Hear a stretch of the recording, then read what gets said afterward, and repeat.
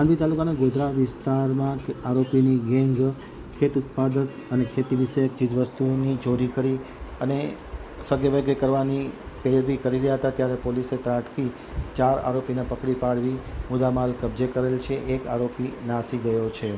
હવે જોઈએ માંડવી આમતક ન્યૂઝ બ્યુરોનો એક વિસ્તૃત અહેવાલ. માંડવી પોલીસ સ્ટેશનમાં દાખલ થયેલ ચોરીનો ભેદ ઉકેલી ખેત પેદાશ અને ખેત ઉપયોગી ચીજવસ્તુની ચોરી કરતી ટોળકી વિરુદ્ધ કાયદેસરની કાર્યવાહી લોકલ ક્રાઇમ બ્રાન્ચ ભુજ દ્વારા કરવામાં આવી હતી.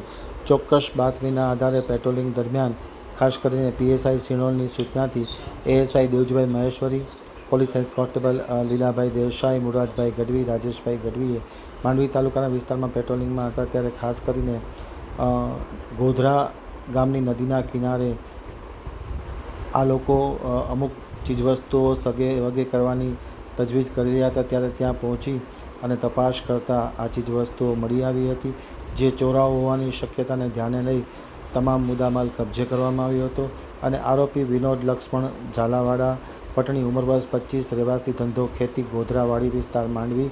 નવુભા રતનજી સોઢા, ઉંમર વર્ષ 40, ધંધો ડ્રાઇવિંગ, રહેવાસી પટેલવાસ ગોધરા તાલુકો માંડવી. ગોવિંદ જયંતિ પટણી, ઉંમર વર્ષ 24, રહેવાસી ખેતી, ગોધરા માંડવી.